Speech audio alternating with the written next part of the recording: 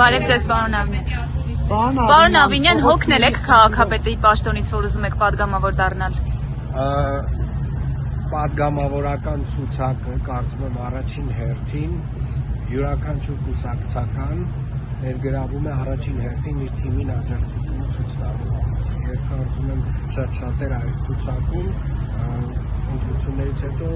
չեն հավակնում լինել կամ մնալ պատգամավոր, բայց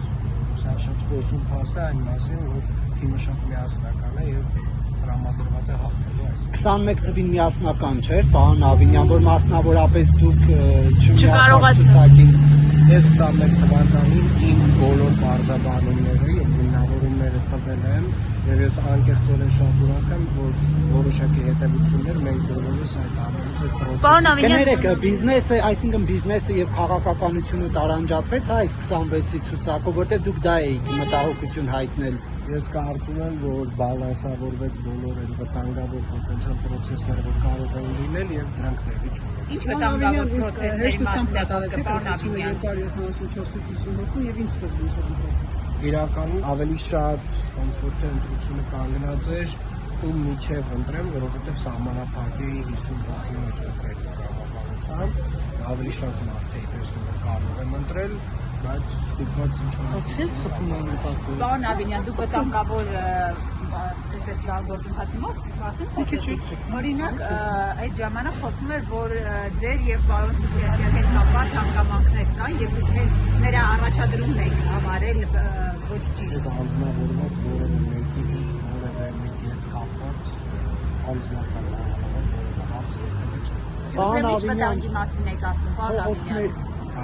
Ինչ վտանգի մասին եք ասում, ասում եք 21-ի վտանգը։ Այն վտանգներն են, որոնք որ շատ երկրներում տեղի են ունենում, երբ որ շատ խոշոր կապիտալը ստանում է շատ մեծ ծավալ աշխարհից։ Պարոն Ավինյան, եւ փողոցների խնդրի մասին դեռ 2025 թվականին օրինակ պետք է Արինբերտի փողոցը վերանորոգվեր եւ մյուս այլ փողոցներ եւ մարդիկ, որպեսզի փոսերը չմնեն, տեսել եք ձեր նկարներն են փակցնում, որ զգուշանում։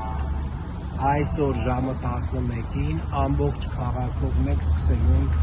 կտրման աշխատանքներ ասֆալտի բոլոր այն հատվածներում, որտեղ ունենք փոսեր, դրան զուգահեռ վարչական շրջանների ղեկավարները շատ խորը եւ վտանգավոր փոսերում իրականացնելու են որոշակի տեսակի նյութ են գցնելու այդ փոսերը եւ արդեն վաղը չէ մյուս օրվանից, երբ որ եղանակարգը թույլ կտա, որ վաղը ամենահավանականությամբ չեն կարող Էլի ամբողջ քաղաքով իրականացվելու է ասֆալտապատման աշխատանք։ Եվ 23 թեմայի հետ կապված 25 թվականին ինչու Արինբերտի փողոցը չվերանորոգվեց, որտեղ ասել էի քաղաքապետարանն ասել է վերանորոգվելու է։ Որովհետև մենք ունեցանք ձգձգումներ նախագծող ընկերության հետ կապված, նախագծման աշխատանք։ Պարոն Ավինյան, գործակարգավարական նիստի ժամանակ ասացիք, որ աննախադեպ քանակի աղ է լցվել եւ նաեւ դրանով էր պայմանավորված այս փոստերը քաղաքում եղել է, բայց ՏԿ նախարարը այլ բան է ասում, որ այդքան աղ չի լցվել, որից կարող է իրենց սարքած ասֆալտը բացվել եւ դառնալ ՏԿ նախարարը միանշանակ ճիշտ է ասում, եւ ՏԿ նախարարը խոսում է այն մարզային ճանապարհների մասին, որ մենք նոր ենք հիմնավորել կամ միջնորոգման աշխատանքներ արել։ Երևան քաղաքում բոլոր այն տեղերում, որտեղ մենք իրականացնում ենք միջնորոգման աշխատանքներ, նմանատիպ խորքային խնդիրներ չեն առաջացել։ Այս խնդիրները Երևան քաղաքի փողոցային ցանցը ահռելի մեծ է։ Եվ իրականում մենք փուլային դեռևս 2 տարի առաջ դրա համար սկսել ենք միջնորոգման աշխատանքները, իսկ այս տարի նաև իրականացնում ենք հիմնանորոգման։ հաղթանակ թաղամասին երկու հասնելու։ Արինբերտինը ասացիք Հաղթանակ թաղամասին այս տարի ունենք կոյուղի ծրագիր, ունենք սկսել ենք քննարկելություն մանկապարտեզի ծրագիրը, ունենք խնդիր փողոցների հետ կապված, ասֆալտապատման հետ կապված, այնտեղ անելու ենք անպայմանորեն աշխատանքներ, մի մանկապարտեզը ամբողջապես հիմնավորել ենք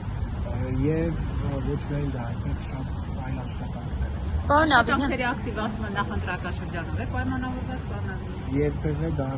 համենայն դեպս Երևանի քաղաքապետարանը, եթե կարող եք ամեն տարվա մեր աշխատանքների ծավալը նայել, մեր աշխատանքների ծավալը նախորդ տարվանից ընդհանրապես մի փոքր է, ավելի միշտ։